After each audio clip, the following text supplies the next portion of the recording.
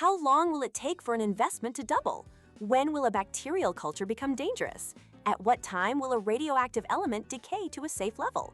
All these questions are about time, and they all hide the same mathematical puzzle, an exponential equation. The unknown we're solving for, time, is stuck up in the exponent. For centuries, we solved these with graphs or trial and error. Today, we have two powerful algebraic tools. The first is an elegant trick called the same base method. It works when you spot at both sides of an equation are powers of the same number. For instance, in 9 to the power of x equals 27, you can recognize both 9 and 27 are powers of 3. If the bases are the same, the exponents must be equal. A quick rewrite, and you've solved for x. But most real-world problems aren't so neat. 12 is not a clean power of 5. That's when we bring out the universal sledgehammer, the logarithm. The strategy is simple but powerful.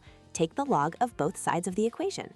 The magic of the logarithm's power law lets you bring that unknown exponent down from its perch and place it right out front. From there, it's just simple division to solve for your variable. This method cracks any problem, like calculating precisely that an investment at 6% will double in 11.9 years. This skill extends even further, helping us solve equations disguised as quadratics and navigate tricky inequalities where flipping the sign is critical. So the next time you face a problem about growth or decay, remember your toolkit.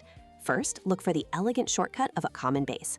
If it's not there, don't worry. You have the logarithm, the universal key to unlocking the secrets of time.